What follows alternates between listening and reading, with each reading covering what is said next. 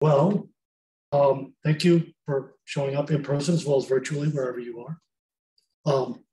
Briefly, my name is Jeff Rack. I'm the faculty coordinator for the Interdisciplinary Science Co-op and co-host of this particular session. The Co-op Collaborative Series is made possible by a generous gift by UNM alumni Larry and Kathy Hancock.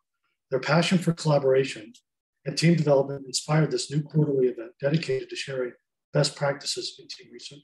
We are grateful to them for their gift and look forward to inviting you back to PAIS for future events. Now I would like to invite our speaker, introduce our speakers.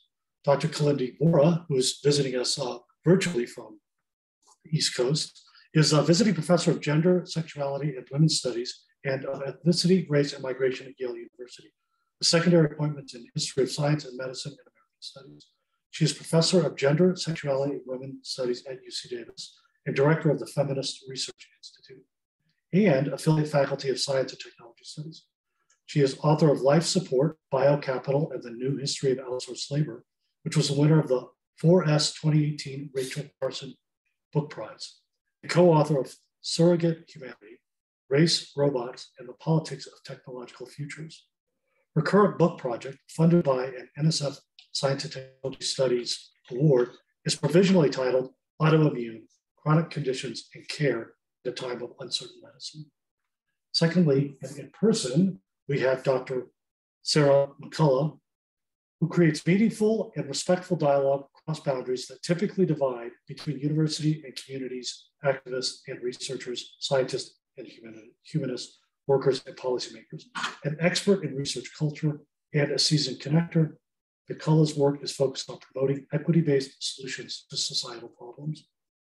As Associate Director for the Feminist Research Institute at UC Davis, McCullough is dedicated to creating more equitable systems of knowledge production. She wants to see research culture change to be more humanizing and sustainable for researchers, those we study with, and the environment.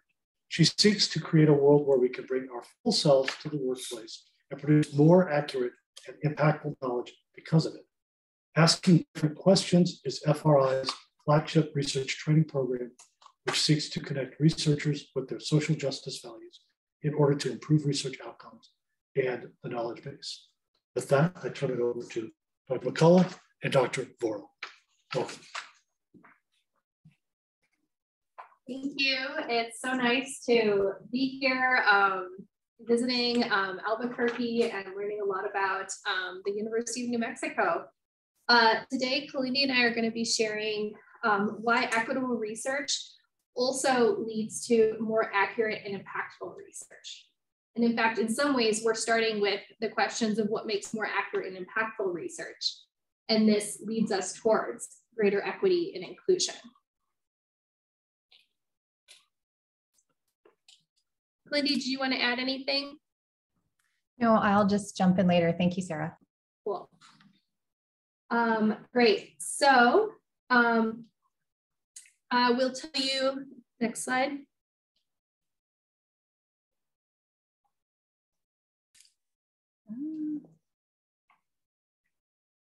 Okay, I'll just go ahead and go and we'll get the slides up there when they come. No problem, we can roll with this. As Jeff shared, I am from the Feminist Research Institute at UC Davis, and at the Feminist Research Institute, we work to build more just futures through leadership, inquiry, and collaboration. And one of our major charges when we were created about 5 or 6 years ago was to bring a lot of the insights from feminist theory, ethnic studies, and other social science fields directly to bear on the sciences. And one of the ways that we do that is primarily through the Asking Different Questions program. Now, this program is NSF funded, and its goal is to provide people with the intellectual foundations through which to do justice-oriented STEM research. And we find that a lot of scientists get into the field because they want to bring about good change in the world, but they may not necessarily have gotten the training to do that with the rigor that really can yield good results. And so this is a training program that helps them to do that. Next slide. So the agenda we're going to kind of take you through today is, first, we're going to talk a bit about the role of equity in research. Then we're going to present the Asking Different Questions, or ADQ model. We're going to take you through a portion of a sample module, and then we'll have some small group discussions and discuss like what is our takeaway from today.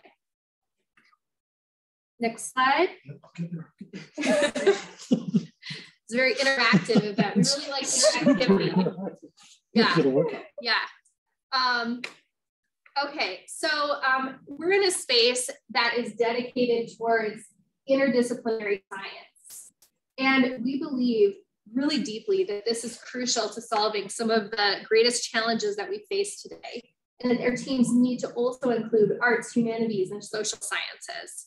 And so there's all these different types of, ways this is going under the name of interdisciplinary science, team science, collaboratories, meeting grand challenges. The work that we do, what we believe is absolutely crucial to this is this work also has to be anti-racist. And that is really, I think, what is a little bit different about the model that we bring to this. Next slide. Because we believe that equity absolutely is and has to be the future. When we think about solutions for climate change, when we think about solving issues of health and equity, what good are great new innovations if people can't even get basic health care? And similarly, as we move towards new technological innovations, what good are they if they're not actually accessible to many people? Next slide.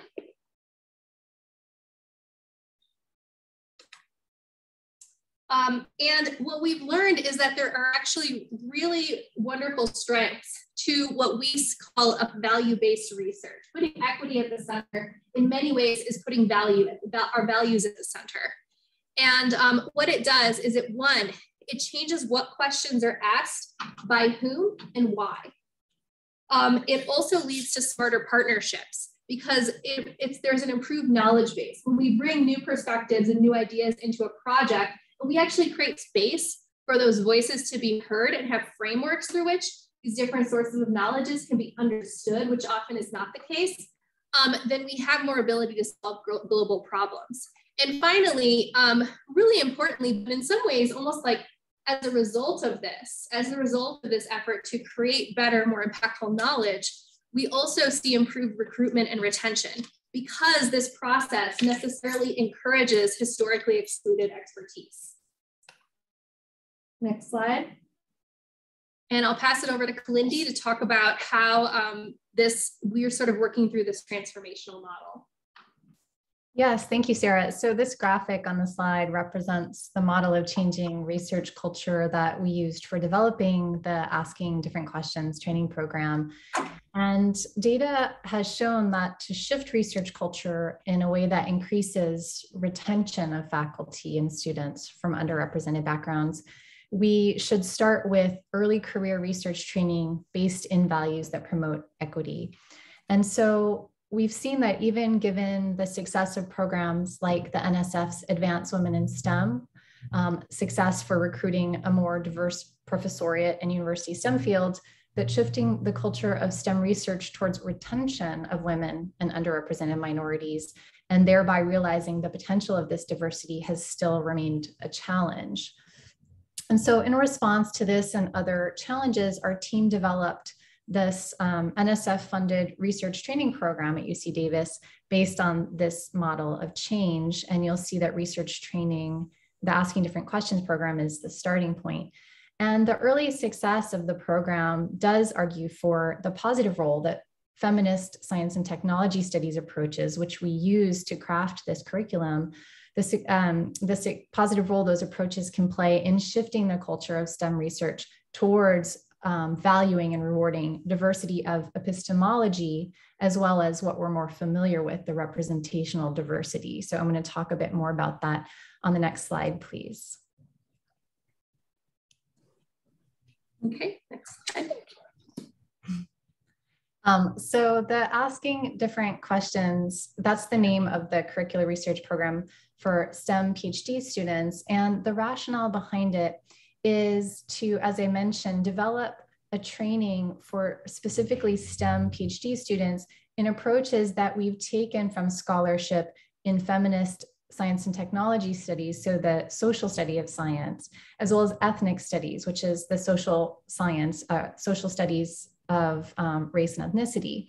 And this rationale is based on evidence that not only is unequal representation unjust, but it also leaves the scientific community more prone to replicate past injustices. Next slide, please. And to elaborate on this, research shows that valuing research representation, diverse representation in the lab and in the classroom can allow researchers to bring in expertise from both their scientific training as well as from their lived experience. This inclusion of both diverse representation and diverse knowledges has been shown to help control for biases that are part of the norm in scientific research culture. And as we know, that norm is derived from the norms of a dominant white, European, middle class, able-bodied, masculine, and heterosexual sexual culture that has dominated in the history of science. And so research shows evidence supporting the stronger scientific outcomes that can result from moving from the diversification of who is in the lab to diversity of the research questions, expertise, and approaches that are valued and privileged in practice. Next slide, please.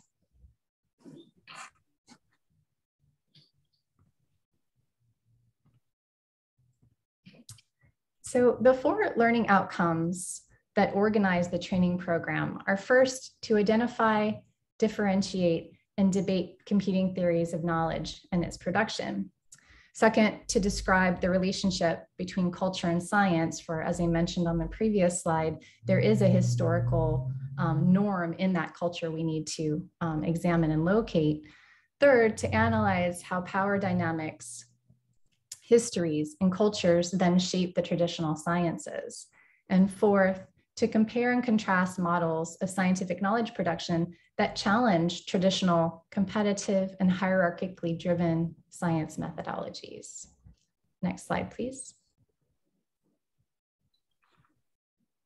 So this slide is meant to give you a small sample of some of the topics we cover in the ADQ curriculum.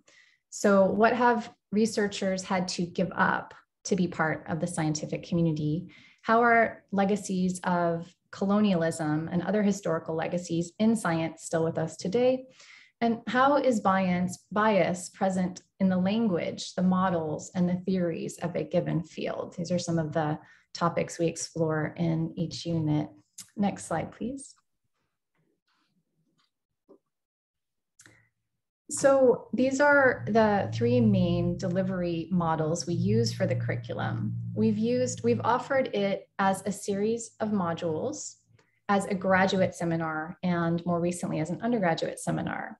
So the seminar form expands upon the more brief module format by including supplementary readings and data, as well as applications where specific activities where students can apply the knowledge they've learned.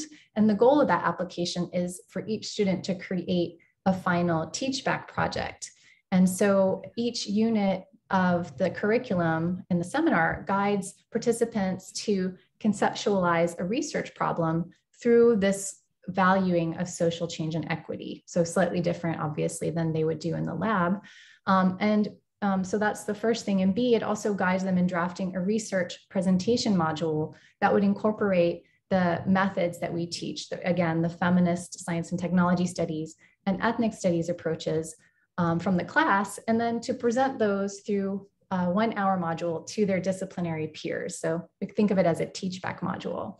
And finally, it guides them in building support for potential challenges in their future research practice following the end of the course. And so what students do is they experiment with designing research projects that achieve results that both make contributions to their research field while also being committed to values of social change. And most participants actually don't encounter the curriculum through the seminar form. Most of them encounter it through a series of 8 to 10 1-hour-long modules. And in these sessions, these brief sessions, participants learn foundational concepts from, again, feminist science and technology studies and ethnic studies, and then they see those concepts applied in a STEM context. And part of the form of the module allows participants to engage in small group discussions, which we hope we'll get to give you a taste of today. And then I also wanted to mention that the UC Davis Feminist Research Institute plans to offer, starting this year, summer institutes, or I should say in the future, to offer summer institutes. So now I want to actually talk about some of the data we collected from the first year of the ADQ program. Next slide, please. Great. So the first year of the Asking Different Questions program invited PhD students from across STEM fields, also social sciences and humanities, to attend a series of 8-hour-long modules. And they could choose if they wanted to attend independent modules or complete the full series. And it drew participants from across the disciplines and all colleges at UC Davis, which included biological sciences, engineering, letters and science, and agriculture and environmental engineering. So we surveyed participants for their basic demographic information and for qualitative feedback on learning outcomes. And we asked if they wanted to, they could volunteer comments on impact from the program. So in the first year, we found that 55% of participants self-identified as underrepresented in their field and expressed high satisfaction with the program. While the program targets graduate students, faculty and professional researchers have also participated, and 100% of those who attended the early sessions of that 8-session series planned on attending again, and 89% said they would recommend the series to a colleague, and 89% planned on taking action based on what they learned in the trainings. Next slide, please. There's a question in the chat. Anna's asking, are any of these modules publicly available online? If not, would it be possible to share a sample module? Sarah, you can answer that, I think.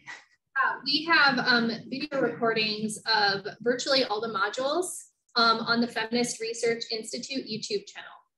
And so if you go there, you can see the recordings. I'm also working on finishing up a facilitator's guide to accompany them that would enable, theoretically, anyone to take these tools and run with them. Thank you. Yes, I appreciate the help monitoring the chat. So just to share a little bit more of that first year data, the participants that year reported applying the training to their teaching, research, and lab work. And I wanted to share a couple of examples. So for example, one faculty member spoke of plans to incorporate material we shared about Indigenous science practices into their current class on microbiology. One health science researcher planned to seek out more diverse data sets to study health disparities. And a principal investigator decided to change their lab culture to be less hierarchical and thus more open to new ideas. So we collected these and saw them as tangible, specific changes that people were aiming to contribute to greater equity in STEM.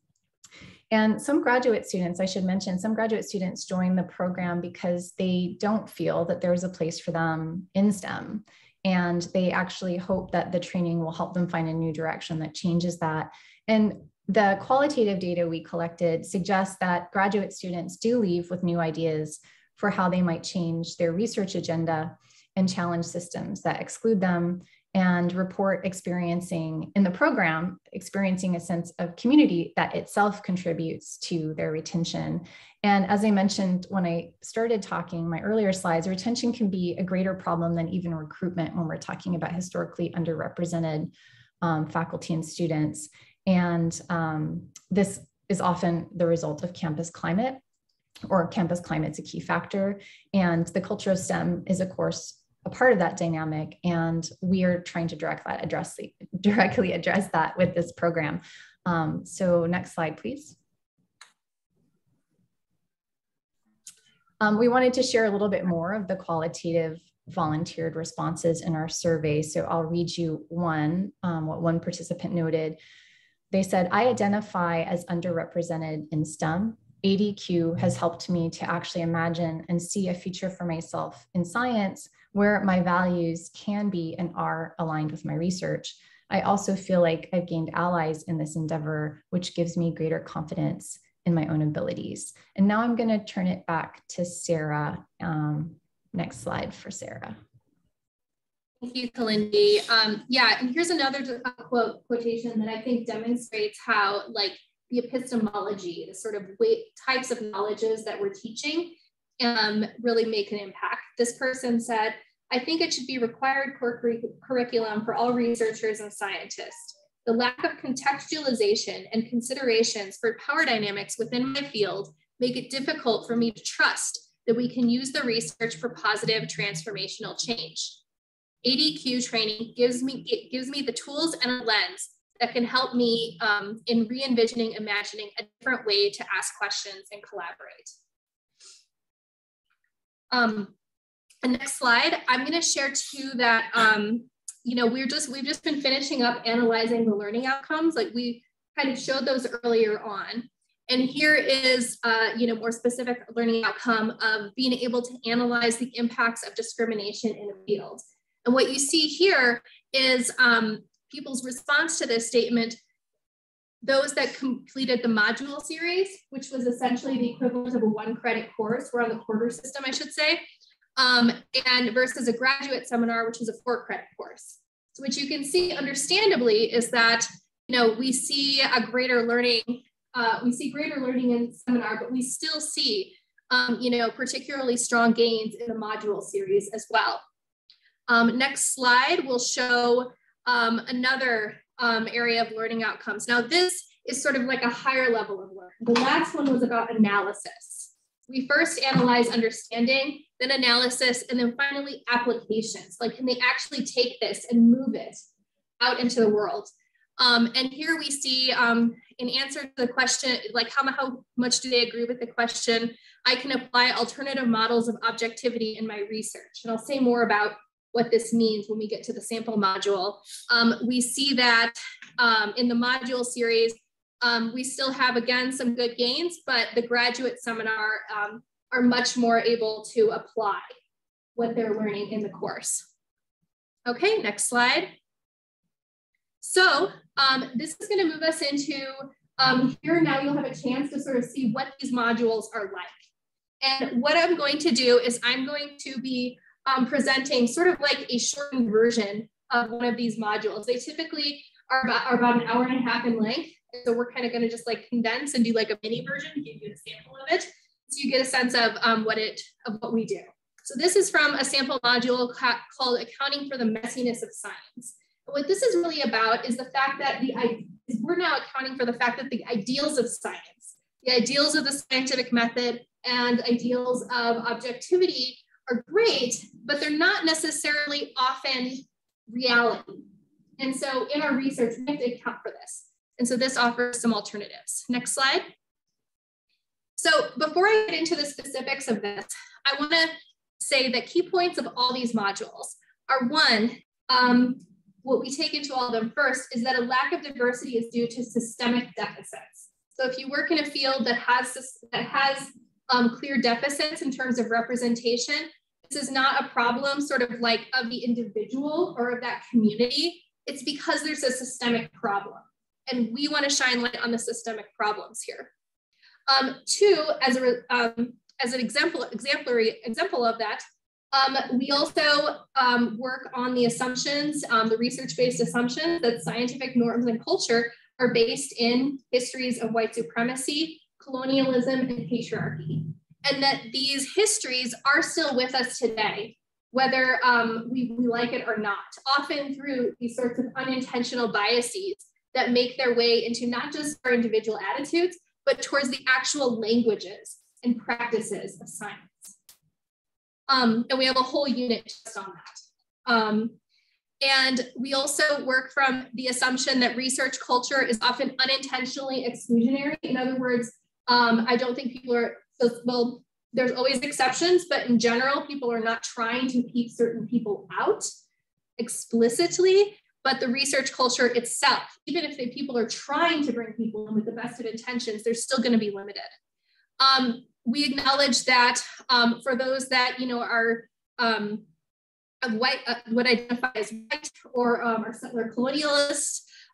These histories of exclusion are not necessarily any one particular person's fault, but we do have a responsibility to create a culture of greater inclusion. So the goal is not for people to feel like guilty or, you know, like, oh, I did or didn't do this. The point is to say, okay, well, this is just reality. We're just talking about facts.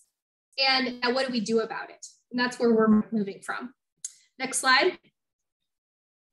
Okay, so now this specific module really looks at these different sort of like traditional tenets of objectivity on the left side, and on the right side is an alternative based in feminist science and technology studies.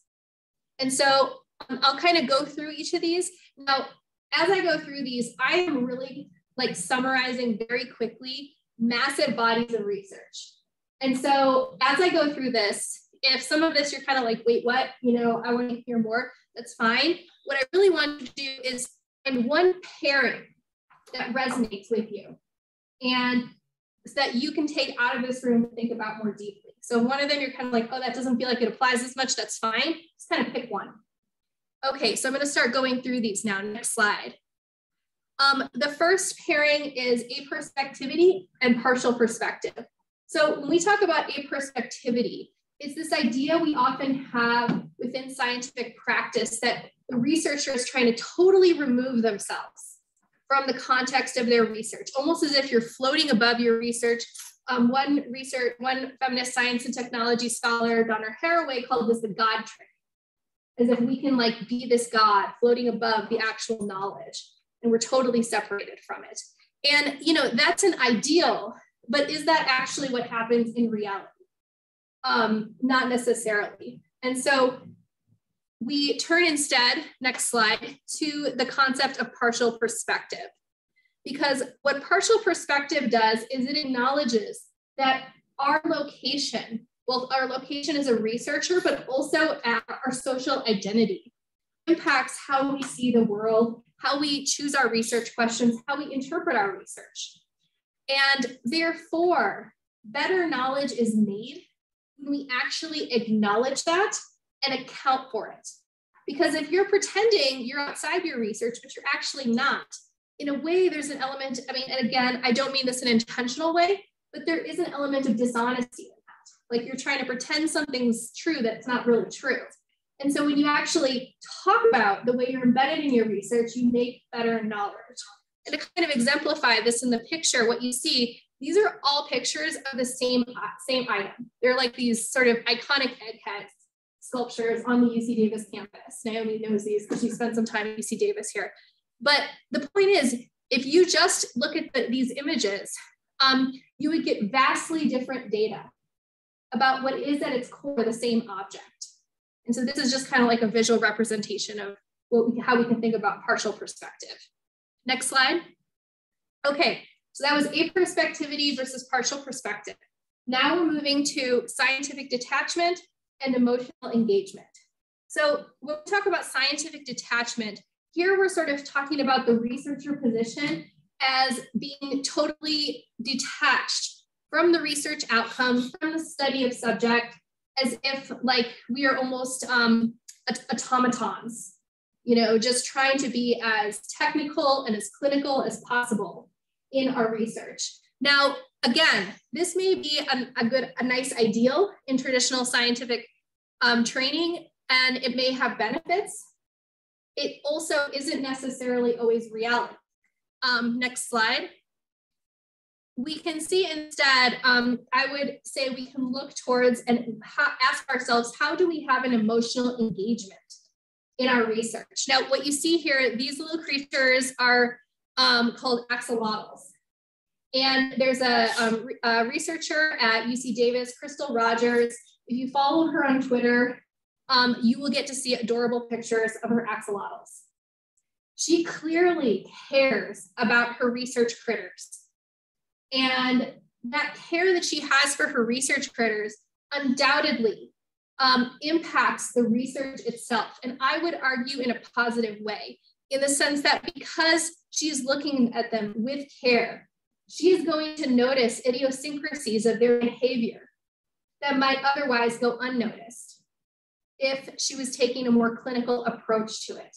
So she is caring for these research, her research specimens with a clear motionality. And that in fact makes her research even better. Next slide. So that was sort of scientific engagement versus emotional attachment. Now, finally, we're going to look at this question of value neutrality versus change-oriented research. Value neutrality is the idea that sort of like, again, this can be a perfectly legitimate way of doing science, but it has its limitations. It's like doing research, like knowledge for knowledge's sake. And I mean, like Jeff and I were talking this morning about how wonderful it is that we all bring this sort of creativity and imagination to our research. And like, that's such a crucial part of, much basic research. And we want to value that. But we want to recognize that in doing that, even then, we do have values that we're bringing to our research. We're not choosing our research topics out of thin air. Oftentimes, we have some value attachment to the questions that are being asked. And it's helpful if we ask ourselves if the implicit values of our research match our own. So next slide. So instead, what feminist science and technology studies puts forth, as along with many other fields I would add, such as Indigenous studies and ethnic studies, is this idea of looking at a change-oriented research. Like, this works on the assumption there's certain things about this moment, about status quo, that we are trying to change. A really tangible example I think most people can get behind now is research to deal with climate change mitigation and adaptation. That is change-oriented research. Another example of change-oriented research I want to give you was the work of many early AIDS activists who formed an organization called ACT UP. And it was their literal research that led to early insights about what was happening within the AIDS epidemic. This was an epidemic that government was not really, there was really no funding early on to do anything about this because it was perceived as a virus that was only impacting gay men, people of color, and those sort of were people that the government decided they didn't care about as much. But activists did research, not only to change health outcomes, but also to change government investment in this research. And that sort of collective action, has led to today, people can be HIV positive and live full lives. So massive change. Next slide. Okay, so Kalindi is now going to so this was kind of like a sample, module. We're going to come back to doing some discussion in a minute, but before we do, we want to offer what Kalindi's students have learned in creating sort of like other versions of modules for their specific disciplines. Yeah, and I'll just do this briefly because I'm excited about the discussion that we might have. So we mentioned that the grad seminar trainees create teach-back modules for their own disciplinary peers. And we wanted to share a couple of examples. So one example, 2 first-year PhD students in environmental science designed a 1-hour module to introduce future first-year peers to this curriculum, and particularly the partial perspectives approach Sarah just explained. So their goal was to increase awareness and also reflexivity among the first-year cohort about the impact of environmental science, with the goal of conducting ecological research that reduces harm and is more ethical, inclusive, and transformative.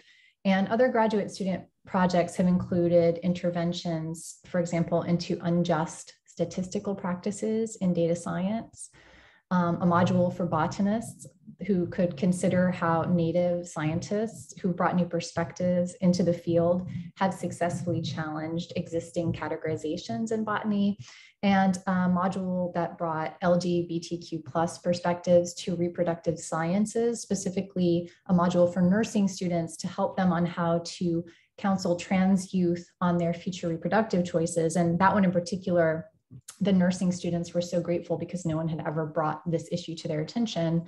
And a final example, there was a collaboration in the class between a physicist and a cultural theorist to reconsider the accepted values of colonization within Mars science endeavors. So they wanted to figure out what could be done and what should be done about those metaphors. So Sarah, I'll give it back to you. Great. Next slide. So now we're going to kind of have like the fun part where you all will get to talk to each other. We will, if one of our helpers could work on putting these questions in the chat, that would be great. So then for those online, you can see those as you move into your virtual rooms. Sandy, yeah. Is that you, please? Okay. Cool, thank you.